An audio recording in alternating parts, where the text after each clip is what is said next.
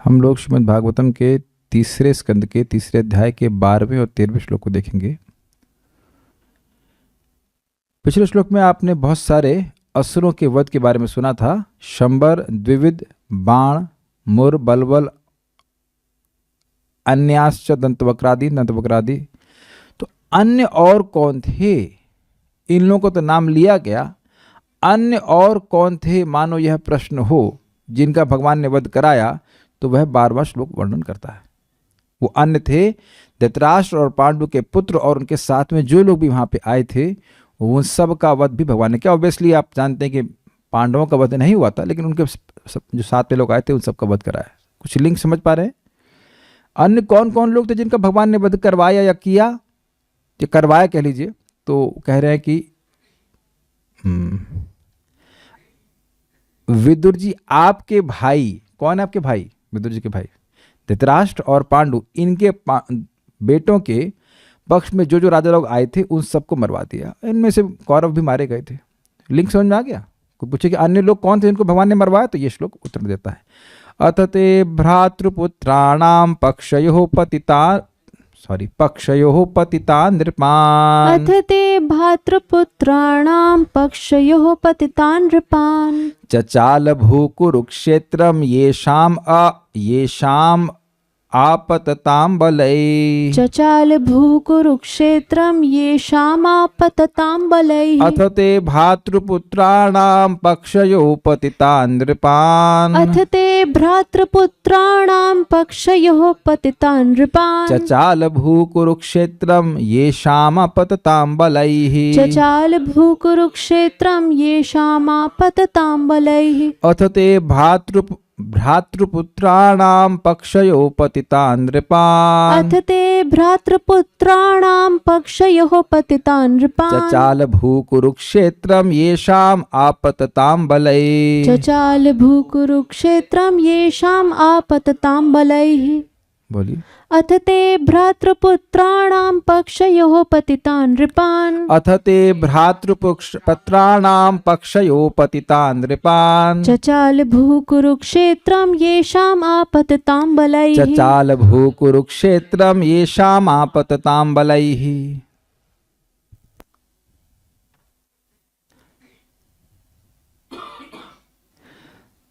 कभी कभी हम लोग बाथरूम में बहुत देर तक स्नान करते हैं और कभी कभी छठ स्नान करके आ जाते हैं।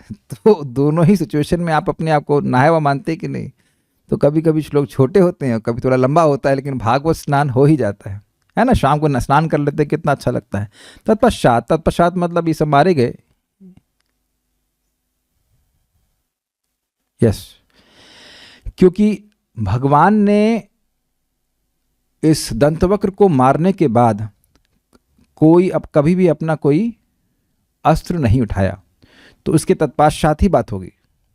दंतवक्र को मार दिया, उसके बाद ही महाभारत का युद्ध हुआ है। उसके काफ़ी समय के बाद युद्ध हुआ है। राजसूय यज्ञ हुआ, उसके बाद दंतवक्र को मारे, शल्भ ने अटैक किया, उसके बाद दंतवक्र को मारे हैं, और उसके बाद बदला लिया गया है उनसे। युधिष्ठिर महाराज से इनको जंगल में भेज दिया गया। 13 साल वहाँ बीत गए, 12 साल बीत गए, 13 साल के बाद वापस आते हैं। तो ये सारी बात तत्पश्चात में आ जाएगी। तत्पश्चात हे विदुर, भगवान ने शत्रुओं को तथा लड़ रहे तुम्हारे भतीजों के पक्ष के समस्त राजाओं को कुरुक्षेत्र के युद्ध में मरवा डाला।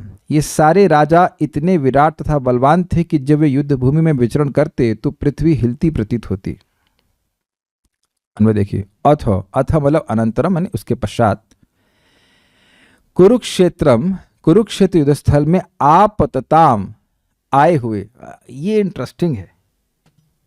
आपतताम, पतन मतलब तो गिरना होता है ना, तो आपतताम मतलब आए हुए कैसे होंगे? देखिए, ये हम लोग पहले भी सुन चुके हैं। संरंभ मार्गम अभिनिविष्ट चित्तान वाले श्लोक में मन्ने भागवताम त्रिधीशे करके श्लोक था कि पिछले अध्याय में आया था कि मैं उन असुरों को भागवत मानता हूँ, भक्त मानता हूँ, जो भगवान विष्णु को सुनाभम आयुधम, चक्र के आयुध को अपने चक्र धारण किए हुए, और तार्क्षपुत्रम अंशे सुनाभम, तार्क्षपुत्र था कश्यप के पुत्र, गरुड़ जी के कंधे पर आरूढ़ भगवान विष्णु को जो चक्र धारण करते, उनको देख करके उनको कैसा देख करके? आपतंतम, आता हुआ देख करके। आपतंतम का मतलब गिरना, तेजी से आक्रमण करना, आना। तो यहाँ पर आपतंतम का मतलब है कि अपनी सेना को लेकर बड़ी तीव्रता से उस युद्ध स्थल में आए थे। आपतताम, सॉरी, आपतताम का अर्थ है।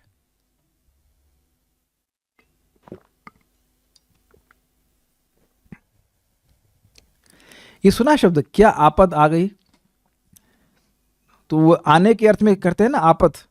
तो आपतताम यहाँ पे शब्द है कि ये सब लोग आए हुए थे कुरुक्षेत्र युद्ध स्थल में आए हुए। ये शाम बलई, जिनके सैन्य बल के द्वारा। ऐसा नहीं है कि वह राजा बहुत तगड़ा हो और बाकी सारे लोग टिंगड़ी पहलवान हो। वो सारा जो सेना का जुथ बोलेंगे, झुंड है, समूह, वह ही भू को कंपायमान कर रहा था। कहते उससे भू चचाल, पृथ्वी भी कांप रही थी। इसका मतलब क्या है? इसका मतलब है कि वह बहुत ही शक्तिशाली राजा होंगे, उनका सैन्य बल बहुत शक्तिशाली था, उनको मारना इतना आसान नहीं था। ते तुम्हारे का मतलब हे विदुर जी, आपके भ्रातृपुत्राणाम, धृतराष्ट्र और पांडुओं दोनों भाइयों के पुत्रों के पक्ष में पतिता आए हुए नृपान अघातयत, राजाओं को भी भगवान ने मरवा दिया। आप कहेंगे अघातयत शब्द तो इस श्लोक में है नहीं, लेकिन श्रीधर समीपाद कहते हैं अघातयत मतलब उसको पिछले श्लोक से अन्वय लेना पड़ेगा। कुछ लोगों को भगवान ने मारा और कुछ लोगों को मरवा दिया। तो यहां पे भगवान ने मारा क्या? युद्ध क्षेत्र में, कुरुक्षेत्र के युद्ध क्षेत्र में किसी को नहीं मारे, लेकिन भगवान ने मरवा दिया। तो इसलिए यहां पे अघातयत शब्द को अन्वय में रखा गया है। अब श्लोक देखेंगे तो समझ में आएगा। अथ, इसके बाद, इन असुरों को मारने के बाद, ते भातृपुत्राणाम, आपके दोनों भाइयों के पुत्रों के पक्षयों, दोनों पक्षों में, पतितान नृपान, जो राजा आए हुए थे। कैसे राजा थे? उनको मरवा दिया। तो कैसे राजा थे? चचाल भू कुरुक्षेत्र, जिनके द्वारा कुरुक्षेत्र की भूमि कांप रही थी। ये शाम अपतताम बल, जिनके सैन्य बल से कुरुक्षेत्र की भूमि कांप रही थी जब उनकी सेना चल रही थी। अब इस समय अगर आपको ना समझ में आ रहा हो तो आप देखेंगे कि अगर कहीं से टैंक आदि जा रहे हो, टैंक तो चलिए छोड़ दीजिए, आप कहीं से 2-4-10 ट्रक जा रहे हो तो भी वहाँ के आसपास की भूमि कांप लगती है। ट्रेन से भी कांपती है, ट्रेन जब तेजी से जाती है। तो उस तरह से अर्थ में ले लीजिए कि हाथी हैं, और एक नहीं बड़े बड़े हाथी हैं, घोड़े हैं, रथ हैं, और बड़े भारी भारी रथ हैं। हम तो जब रथ के बारे में सोचेंगे तो इसी जगत के जो इस समय हम रथ सोच रहे हैं उसके बारे में सोचेंगे, लेकिन उस समय बहुत बड़े बड़े रथ हुआ करते थे, आदमी ही 7-7 फुट के हुआ करते थे। अब ये सोचिए कि मुचकुंद महाराज के बारे में आपने सुना है, मुचकुंद महाराज को द्वापर युग के लोग छोटे लग रहे थे, तो अब सतयुग में कितने बड़े लोग होते होंगे? तो हमने सुना इस प्रकार के 7-7 फुट के लोग होते थे। 7-7 फुट के लोग मतलब नॉर्मल हाइट वैसी हुआ करती थी। तो आप वो देख लीजिए घटोत्कच कितना बड़ा था, बहुत बड़ा था। तो ऐसे बहुत बड़े लोग और बड़ी बड़ी सेना के संग आए हुए, तो वह सभी की वजह, चलने की वजह से, पदाघात से, केवल चलने से ही व्यक्ति, वो जो भूमि थी वो कांप रही थी। इस प्रकार से वो बोल रहे हैं। तो इन लोगों को मरवाना कोई आसान बात नहीं थी। उनके सामर्थ्य को यहाँ पे सूचित किया जा रहा है कि इतने बड़ी सेना को भी भगवान ने मरवा दिया। नेक्स्ट, सरार्थ दर्शनी, पिछले श्लोक में उल्लेखित वह अन्य व्यक्ति कौन थे जिनको भगवान ने मरवा दिया? श्री भगवान ने अन्य राजाओं को स्वयं मारा अथवा आपके भाइयों के पुत्रों अर्थात युधिष्ठिर और दुर्योधन का पक्ष लेते हुए मरवा दिया, जिनकी बलाई अर्थात सेनाओं ने, जब वह राजागण कुरुक्षेत्र में अपतताम अर्थात एकत्रित हुए थे तो संपूर्ण पूरी पृथ्वी को ही कंपायमान कर दिया था। स्पष्ट है। अब बड़ा इंटरेस्टिंग है। अब भगवान यहाँ पे कह रहे हैं कि, क्षमा कीजिएगा, उद्धव जी कह रहे हैं विदुर जी को कि जब भगवान ने देखा कि दुर्योधन, उसकी जांघें टूटी हुई हैं और वह उस सरोवर के पास में गिरा पड़ा है, तब भी भगवान को संतुष्टि नहीं हुई। तो इससे तो यह सूचित हो रहा है कि भगवान का कोई द्वेष है दुर्योधन से। अगर ऐसा कोई बोलें कि कोई व्यक्ति किसी का विपक्ष में लड़ रहा हो और उस विपक्ष वाले व्यक्ति की दुर्गति हो जाए, फिर कहे इसकी उनको अभी भी संतुष्टि नहीं हुई, तो आप यही सुनाई पड़ेगा ना आपको। ऐसा ही समझेंगे ना कि जो व्यक्ति दूसरे पक्ष में है वह उसके प्रति बहुत द्वेष करता, उसको तृप्ति नहीं हुई दुख दे करके, ऐसे सोचेंगे। ये श्लोक अगर आप सुनेंगे तो ऐसी भावना होगी, लेकिन ये अर्थ वैसा आपको ग्रहण नहीं करना होगा। बहुत सुंदर तात्पर्य प्रभुपाद जी का, उसको हम पढ़ेंगे, और फिर अगला उसका जो श्लोक से लिंक है वो और अद्भुत है, तो उसको हम वहाँ पे देखेंगे। चलिए मेरे से बोलिए, सकर्ण दुःशासन सौबलानां कुमंत्र पाके न हतश्रियायुषम् सकर्ण दुःशासन सौबलानां कुमंत्र पाकेन हतश्रियायुषम् सुयोधनं सानुचरं शयानं भग्नोरुमुर्व्यं नननन्द पश्यन् सुयोधनं सानुचरं शयानं भग्नोर्मुर्व्यं नननन्द पश्यन्। ये अच्छा था, नननन्द पश्यन्, ऐसा लग रहा है घंटी बज रही, टन टन टन टन टन ना, what a sound it is. सकर्ण दुःशासन सौबलानां कुमंत्र पाके न हतश्रियायुषम् सकर्ण दुःशासन सौबलानां कुमंत्र पाकेन हतश्रियायुषम् सुयोधनं सानुचरं शयानं भग्नोरुमुर्व्यं नननन्द पश्यन् सुयोधनं सानुचरं शयानं भग्नोर्मुर्व्यं नननन्द पश्यन्। सकर्ण दुःशासन सौबलानां कुमंत्र पाके न हतश्रियायुषम् सकर्ण दुःशासन सौबलानां कुमंत्र पाकेन हतश्रियायुषम् सुयोधनं सानुचरं शयानं भग्नोरुमुर्व्यं नननन्द पश्यन् सुयोधनं सानुचरं शयानं भग्नोर्मुर्व्यं नननन्द पश्यन्। कर्ण, दुशासन तथा सौबल। सौबल कौन? सौबल है शकुनी। भांजे, भूल गए आप लोग शकुनी को। शकुनियों की कुमंत्रणा के कपट योग के कारण दुर्योधन अपनी संपत्ति तथा आयु से विहीन हो गया, क्योंकि उन्हीं की मंत्रणा के कारण वह युधिष्ठिर आदि के विरुद्ध चला। यद्यपि वह शक्तिशाली था, किंतु जब वह अपने अनुयायियों समेत भूमि पर लेटा हुआ था, उसकी जांघें टूटी थी। तो क्या अनुयायी भी लेटे हुए थे? नहीं, अनुयायी नहीं लेटे थे। उसके साथ थे कृतवर्मा, इज इट नॉट ना, क्या नाम है उसका, अश्वत्थामा। अश्वत्थामा था।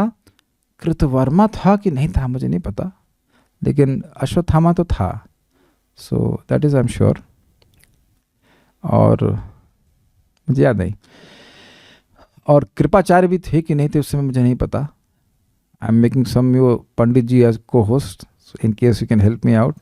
मैं बोल रहा हूँ ये तो था, क्या नाम से, अश्वत्थामा तो निश्चित रूप से था, क्योंकि अश्वत्थामा ने ही बताया था कि पहले बताया कि मैंने पांडवों को मार दिया है।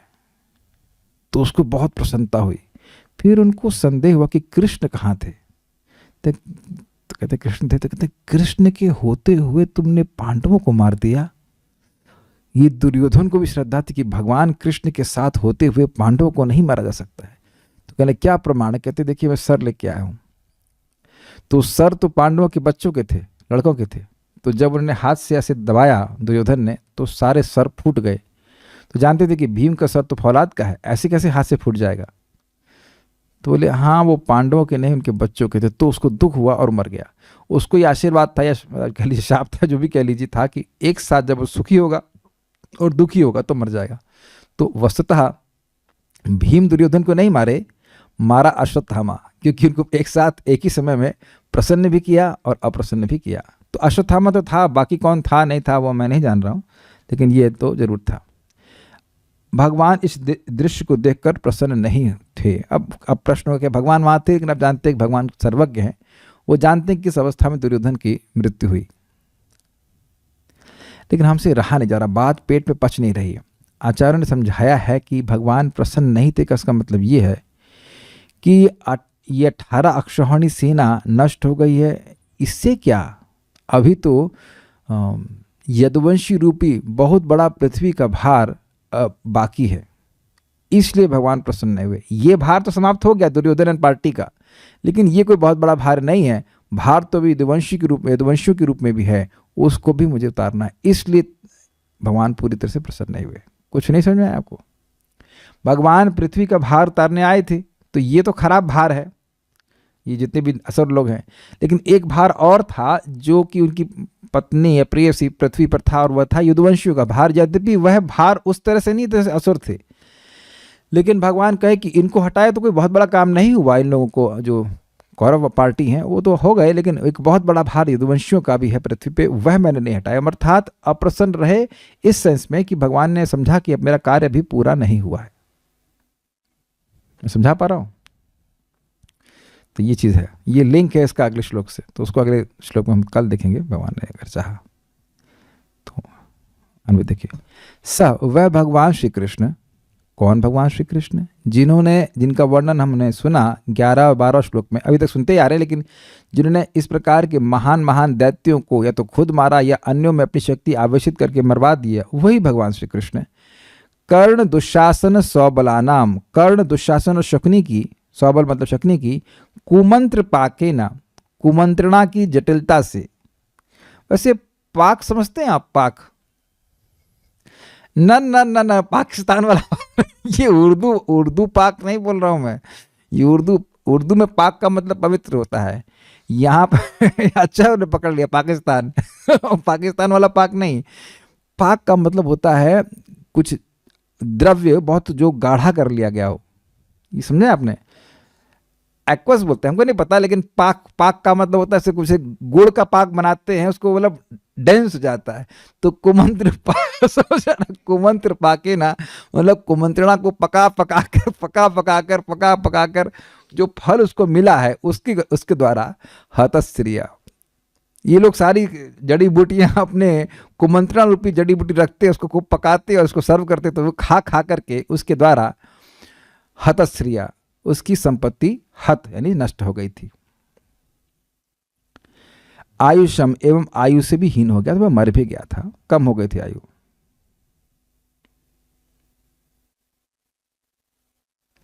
जो पूरे विश्व के सम्राट होने का मुकुट पहना हुआ था, उसी के सर पर भीम जी लात मारे थे।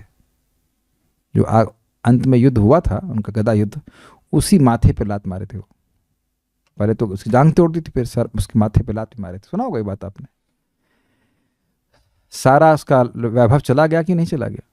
एक राजा के माथे पर, वो भी 18 दिन के अंदर। अमेजिंग नहीं? हम लोग कल्पना नहीं कर सकते कि इस समय एक देश बहुत श्रेष्ठ हो और 18 दिन में एकदम उसे, अगर उर्दू कहें, नेस्तनाबूद हो जाए, है ना? ऐसे बोलते हैं। हम लोग कल्पना भी नहीं कर सकते, लेकिन भगवान चाहते तो ऐसा हो जाता है।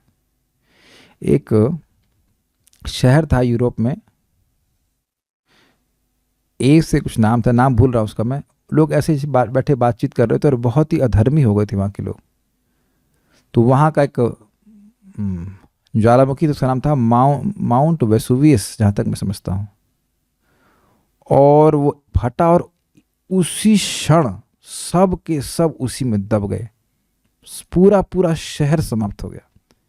नाम भूल रहा हूँ, बहुत प्रसिद्ध शहर था उस, मतलब बहुत पुराने मिडवेल एज की बात है। तो भगवान के से विद्रोह करने के परिणाम ऐसा होता है कि व्यक्ति की आयु, व्यक्ति का श्रेय सब समाप्त हो जाता है।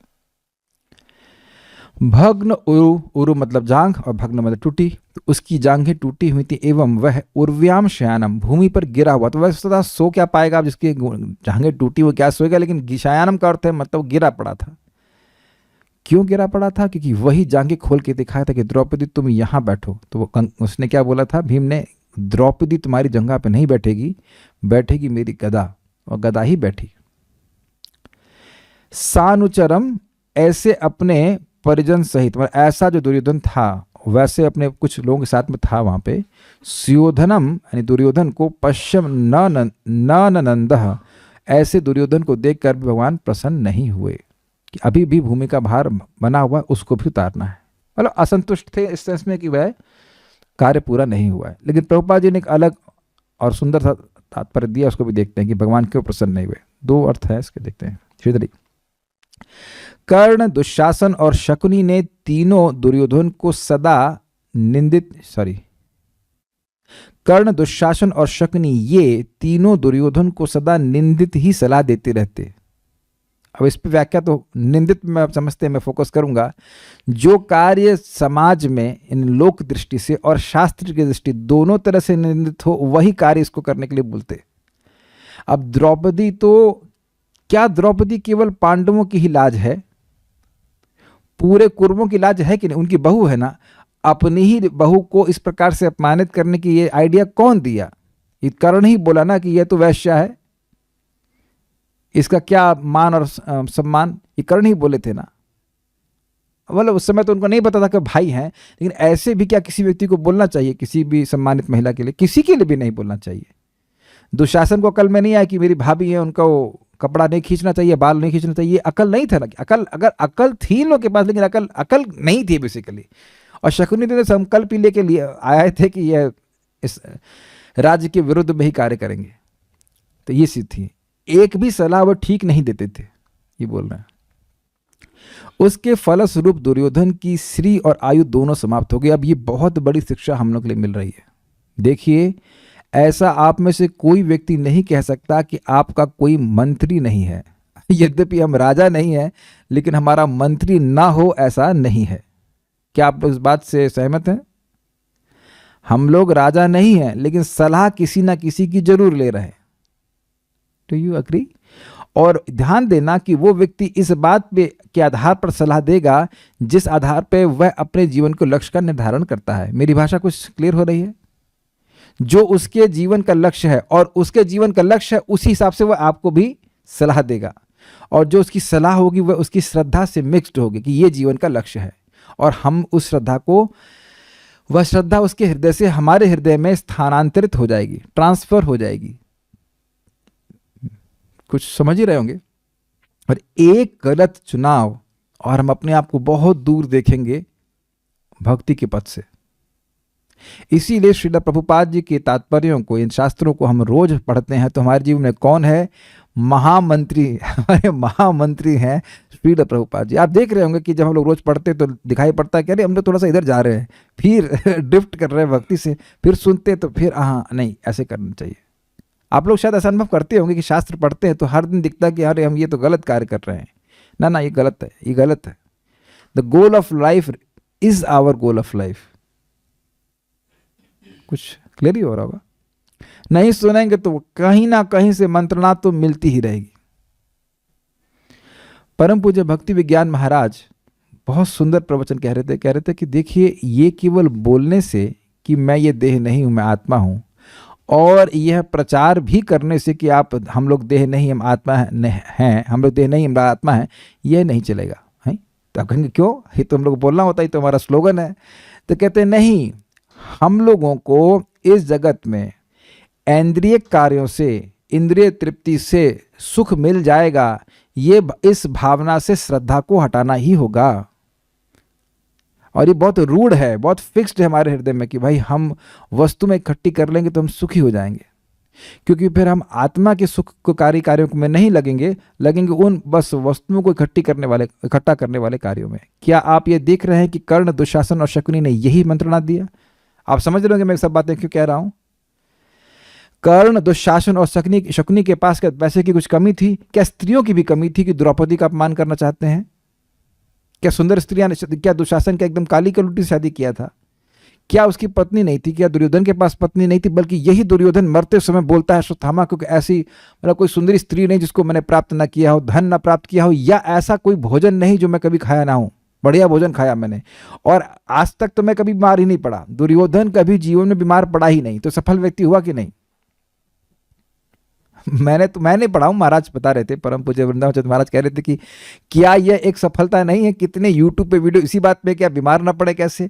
तो एक व्यक्ति, कम से कम दुर्योधन अगर होते, भगवान ना करे होते, लेकिन अगर होते तो कम से कम यह वीडियो नहीं देखते कि आपके स्वास्थ्य के लिए अच्छा क्या, क्योंकि स्वास्थ्य कभी खराब हुआ ही नहीं। This is amazing. नहीं, यह है ना भाग्य कि कभी बीमार नहीं पड़े। तो कहते हैं यह सब होने के बाद भी मैं संतुष्टि को प्राप्त नहीं हुआ। और ये तीनों जो मंत्री थे वो यही कन्विंस कर रहे थे ना कि हमारी आप बात मानोगे तो आप संतुष्ट हो जाओगे, आप खुश हो जाओगे। इसी आधार पे तो दुर्योधन उनकी बात मान रहा था ना। तो ये बहुत बड़ी बात यहाँ शिक्षा को प्राप्त हो रही है कि किससे मंत्रणा लेकर के अपना हम जीवन चला रहे हैं, उसके अनुसार व्यक्ति को उसकी बहुत बड़ी दिशा चेंज हो सकती है। भगवान की तरफ भी जा सकता है और माया की तरफ जाने की प्रवृत्ति तो है ही। एक बात हमेशा चेक कर लेना कि यदि कोई व्यक्ति हमें कोई सलाह दे रहा है तो क्या वह कुछ भक्ति करता है, क्या वो कुछ साधना करता है, क्या वो शास्त्र के आधार पर है, ये सब दुर्योधन विचार नहीं किया था। आप लोग जानते हैं इसी स्कंद के प्रथम अध्याय में विदुर जी की बात आई थी और विदुर जी ने मंत्रणा दिया था कि हे भैया धृतराष्ट्र, अगर आप इस दुर्योधन को त्याग देंगे तो आप बच जाएंगे, लेकिन इसकी बात मानने के कारण आप भगवान के विरुद्ध चल रहे हैं और इससे आपकी लक्ष्मी जा चुकी है। मतलब एकदम खत्म ही हो गई, आपका राज्य वज सब जानने वाला है। तो ये बात शास्त्र के आधार पर थी, लेकिन उसको वह धृतराष्ट्र भी नहीं स्वीकार कर पाया। तो दुर्योधन भी क्यों नहीं स्वीकार कर पाया? अरे दुर्योधन उसी समय माफी मांग लेता। उसके भगवान स्वयं आए थे ना संधिदूत बन करके, दुर्योधन नहीं माना। तो क्यों नहीं माना? क्योंकि संगति इस प्रकार की थी।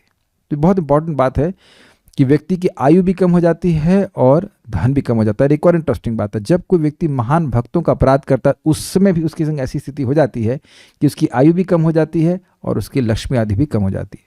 तो ये सब यहाँ पे बातें हैं।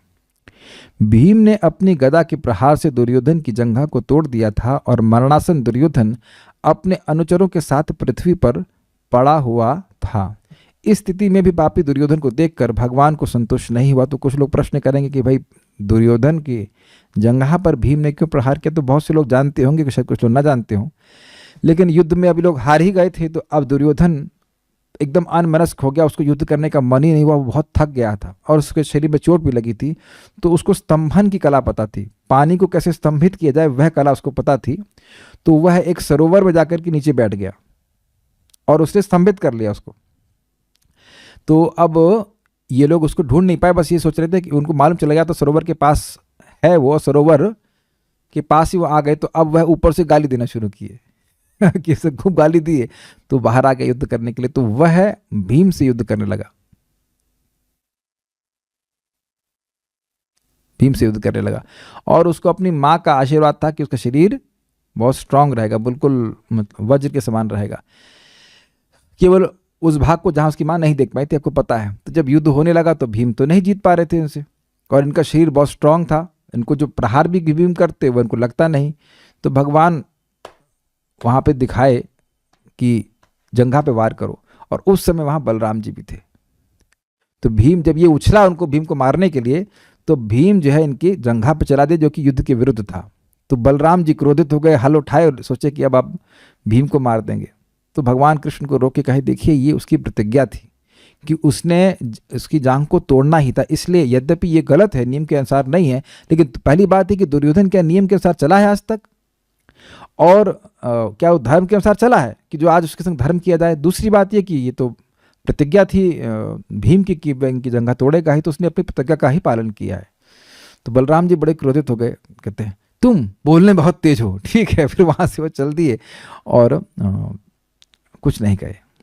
तो ये सब हिसाब किताब है। तो इस प्रकार से वह उसकी जंघा टूट गई, फिर वह नीचे गिर पड़ा था। तात्पर्य, धृतराष्ट्र के अग्रणी पुत्र दुर्योधन का पतन भगवान को अच्छा नहीं लगा। यद्यपि वे अर्जुन के पक्ष में थे और उन्होंने ही भीम को सलाह दी थी कि युद्ध में दुर्योधन की जांघें किस तरह तोड़ें। अब प्रभुपाद एक अलग एंगल दे रहे हैं। भगवान को बाध्य होकर बुराई करने वालों को दंड देना पड़ता है, किंतु ऐसा दंड देते हुए वे प्रसन्न नहीं होते, क्योंकि सारे जीव मूलतः उनके भिन्नांश होते हैं। तो अब प्रभुपाद यहाँ पे देखिए बिल्कुल सुंदर एंगल दे रहे हैं कि भगवान यद्यपि दुर्योधन जैसे खराब लोगों को भी दंड देते हैं और उनकी व्यवस्था से ही दंड प्राप्त होता है, लेकिन ऐसा करने में भगवान को सुख नहीं मिलता है। जैसे माता पिता भी जो उद्दंड बच्चे उनको चाटे लगाते हैं, तो क्या माता पिता को बड़ा अच्छा लगता है कि हम चाटे मार रहे हैं? इंग्लिश में कहते हैं सैडिस्टिक बोलते हैं, क्या किसी को कष्ट दे करके व्यक्ति को सुख मिले, ऐसे तो होता है ना। उसको ये शब्द इस्तेमाल करते हैं कि लोग बड़े सुखी हो जाते हैं, किसी को काट रहे हैं मार रहे हैं तो उनको बहुत सुख मिलता है। जैसे वो थे भाई साहब, क्या नाम उनका, मृगारी, वो आधी गर्दन काट देते उसकी हिरन की और किसी खरगोश आदि की, वो तड़पड़ाता तो उनको बड़ा अच्छा लगता है। ऐसे भगवान नहीं है। लोग सोचते जरूर हैं ऐसा कि भगवान हमको दुख दे रहे हैं, और बेटा तुम अपने कर्म नहीं देखे हो, तुम्हारे कर्मों की पोल अगर खोल दी जाए तो फिर कह रहे नहीं भगवान तुम्हें कम दे रहे हैं, भगवान बहुत अच्छे, भगवान बहुत अच्छे, हमारी तो बहुत पिटाई होनी चाहिए थी, बहुत कम दे रहे हैं। ये प्रायः लोगों का आरोप होता है कि भगवान हमको बहुत दुख दे रहे हैं, हम तो बड़े सज्जन पुरुष हैं। तो बात यह है कि समोहम सर्वभूतेषु न मे द्वेषस्ति न प्रिय, मेरे लिए कोई द्वेष नहीं है। भगवान के अंश सभी हैं, लेकिन जब अंश विभिन्न प्रकार से कार्य करते हैं, जैसा कार्य नहीं करना चाहिए, तो भगवान को बाध्य होकर के उनको दंड देना पड़ता है। वे बुराई करने वालों के प्रति वज्र से भी कठोर तथा श्रद्धावानों के प्रति गुलाब के फूल से भी कोमल रहते हैं। बुराई करने वाला कुसंगियों द्वारा तथा कुमंत्रणा द्वारा दिग्भ्रमित हो जाता है। जो भगवान के आदेश के अंतर्गत स्थापित सिद्धांतों के प्रतिकूल है और इस प्रकार वह दंड का भागी बनता है। सुख का सबसे निश्चित मार्ग भगवान द्वारा बनाए गए सिद्धांतों का पालन करना तथा उनके द्वारा स्थापित नियमों का उल्लंघन न करना है। ये नियम भुलक्कड़ जीवों के लिए वेदों तथा पुराणों में निरूपित हैं। अभी ये क्या कहा जा रहा है? बद्ध जीव की एक एवरीडे प्लान होता है, how to do more sense gratification. यही उसकी प्रोग्राम, इसे कहते हैं कंडीशनिंग। वो बद्ध है कि वो इंद्रिय तृप्ति को ही सुख का साधन मानेगा। इसीलिए वेद और शास्त्र समझा रहे हैं कि तुम देह नहीं हो, तुम आत्मा हो। तुम्हारा सुख कैसे है? अहेतु की अप्रतिहता ये नात्मा सुप्रसिद्धि। मेरी बातें समझ में आ रही हैं आपको? ये माया मुग्ध जीव नहीं, स्वतः कृष्ण ज्ञान जीवे कृपा कैला कृष्ण वेद पुराण। हम लोग we are kind of we have to accept it, we are quite dull minded. एक बात भी समझने में नहीं आ रही है हम लोगों की कि इंद्रिय तृप्ति करके हम सुखी नहीं होंगे। सुखी हुए भी नहीं है, करने के बाद भी देख लिए हैं कि सुखी नहीं मिल रहा, लेकिन उसी में व्यक्ति प्रवृत्त हो रहा है, उसी में प्रवृत्त हो रहा है। यहाँ पे एक आध दो चीज़ें हम खाते हैं और पसंद नहीं आती, दोबारा नहीं मिल रहा, लेकिन जिस चीज़ में स्वाद हो ही नहीं और उसी को व्यक्ति बार बार भोग रहा है, तो ये उसका अज्ञान ही है ना, भयंकर अज्ञान है। तो इसीलिए यहाँ पे बताया जा रहा है कि सुख का सबसे निश्चित मार्ग भगवान द्वारा बनाए गए सिद्धांतों का पालन करना। क्या है भगवान का सिद्धांत? भोक्ताराम यज्ञ तपसाम सर्वलोक महेश्वरम सुहृदम सर्वभूतानाम ज्ञात्वा माम शांतिम रक्षति। सभी यज्ञों के भोक्ता भगवान श्री कृष्ण हैं, सभी तपस्याओं के भोक्ता भगवान श्री कृष्ण है। महेश्वर, सभी वस्तुओं के महा ईश्वर भगवान श्री कृष्ण है और वो सभी के सुहृद हैं। जब ये जान लेगा व्यक्ति तब शांति को प्राप्त होगा। तो इससे शांति कैसे प्राप्त होगा? यद करोषि यद अश्नासि यद जुहोसि ददासि यद यद तपस्यसि कौन्तेय तत्कुरुषु मदर्पणम। अपने हर कर्म को भगवान के लिए करेगा। जो भी कर्म हम भगवान से इतर करते हैं, भगवान के लिए अलग जाके करते हैं, भगवान को अप्रसन्न करने के लिए करते हैं, वह हमको सुखी कर ही नहीं सकता। जैसे पेट में भोजन नहीं देंगे तो हमारे कोई भी इंद्रिय संतुष्ट नहीं होने वाली। हम इस श्लोक को बोल कर रुकेंगे, हमको बहुत अच्छा लगा था। यथा तरोर्मूल निषेचनेन तृप्यन्ति तस्कंद भुजोपशाखा प्राणोपहारा च यथेन्द्रियाणां सर्वाहरणम अच्युतेज्य।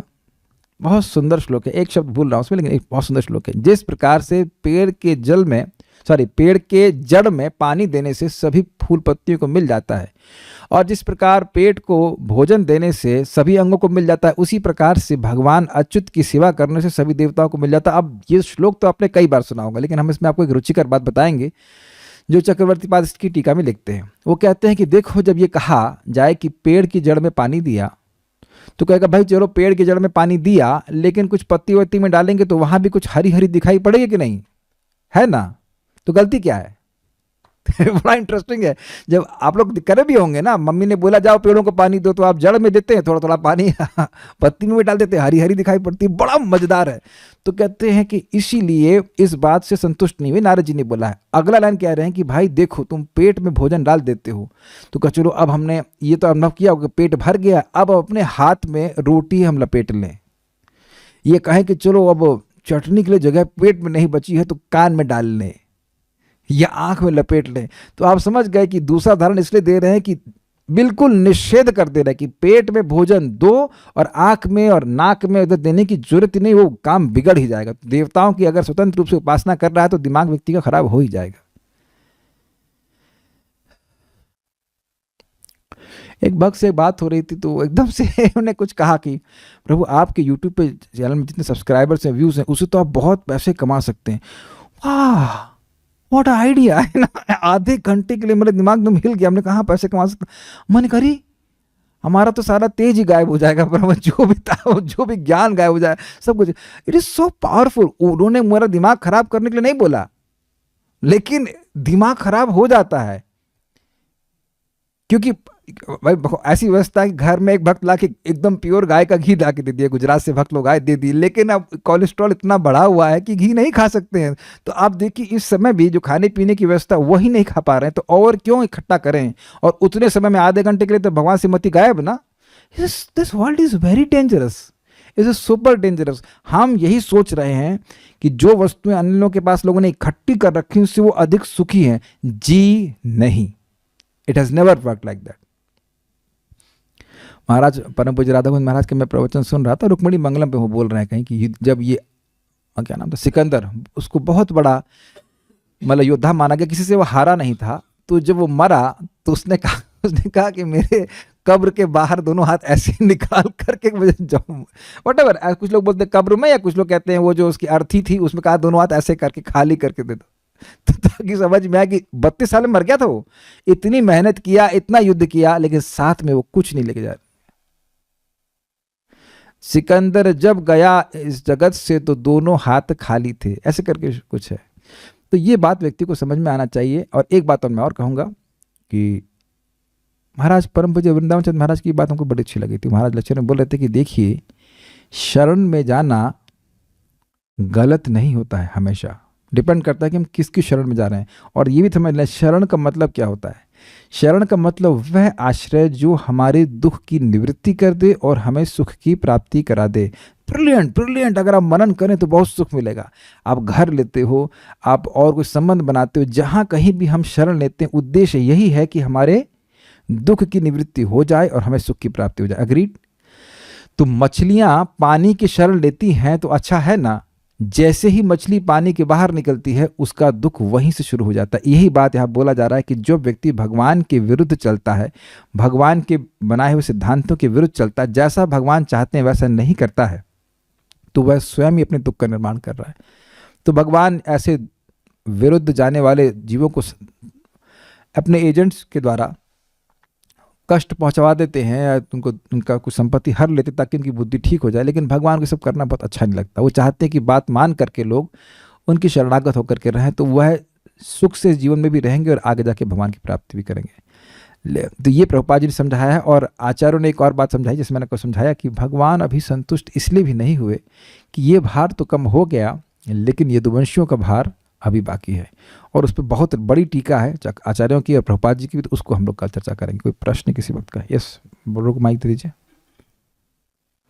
एक भक्त बता रहे हैं कि कृतवर्मा, कृपाचार्य और अश्वत्थामा तीनों थे। हाँ, मेरे भी यही मान्यता है, मुझे अब याद नहीं, लेकिन ऐसा ही था कि तीनों ही लोग साथ में थे। हाँ बताइए, माइक बताइए।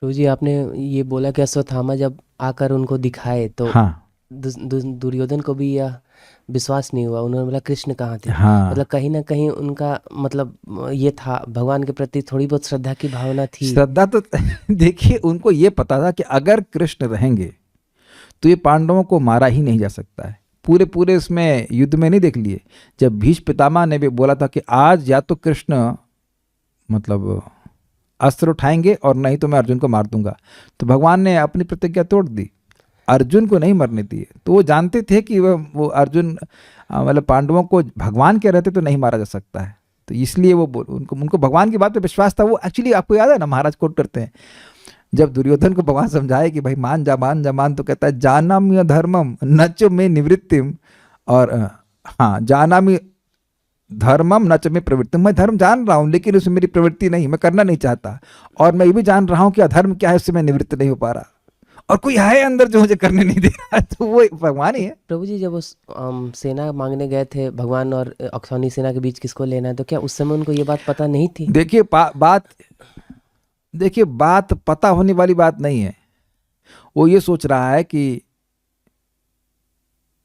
एक मिनट, इससे आप ये अच्छा प्रश्न है, क्या जब बात आई कि भगवान कृष्ण को सेलेक्ट किया जाए कि अक्षौहिणी की सेना को, नारायणी अक्षौहिणी सेना को, तो क्या उसको समझ में नहीं आ रहा है कि भगवान है? आप ये सोचिए कि इससे पहले वे भगवान को बंदी बनाने का प्रयास किया। भाई ये तो युद्ध की बात तो बाद में आएगी, पहले तो संधि हुई नहीं, संधि का बात थी ना कि संधि होगी कि युद्ध होगा। तो भगवान पहले संधि दूत बन के जा चुके हैं और उसको विश्व रूप भी दिखा चुके हैं, फिर भी उनकी बुद्धि में नहीं घुसा। यही तो बात है, जो असुर प्रवृत्ति का होगा भगवान उसको चाहे कितना भी अपना ऐश्वर्य दिखाए, वो विश्वास नहीं करेगा कि वो भगवान है। ये तो कठिनाई है। उसको उनकी शक्ति पे विश्वास था ही, लेकिन यह स्वीकार नहीं कर रहा है कि भगवान है। वो सोचता माया, मायावी है, माया है कैसे करके। इसीलिए तो भगवान ने 9वें अध्याय में बोला है कि तुम भजन्ति मैं तुमको बता रहा हूं क्योंकि अनुसूय हो, तुम मुझसे अनुसूया नहीं करते हो, मुझ में मेरे गुणों में तुम दोष नहीं देखते हो। और हम अपने से आपसे प्रश्न करें कि हम लोग को पता रहता है कि भगवान को ये पसंद है, फिर भी उसके विपरीत कार्य करते हैं, तो कुछ आसुरिक प्रवृत्ति हमारे अंदर में, तो वो तो पूरा बोनाफाइड प्रमाणिक असुर है, तो वो भगवान के विपरीत ही चलेगा। उसे लगा जाए क्या है, जब अर्जुन कृष्ण जब चक्र उठाएंगे ही नहीं तो वो किसी काम के नहीं, सारथी बन के खड़े रहेंगे। फिर सारथी मतलब क्या, रेफरी की तरफ से कुछ मतलब कुछ खास करने वाले है नहीं, जब वो अस्त्र चलाएंगे ही नहीं तो करेंगे क्या। लेकिन वो समझ नहीं पा रहे कि सारा कुछ करने वाले तो भगवान ही है।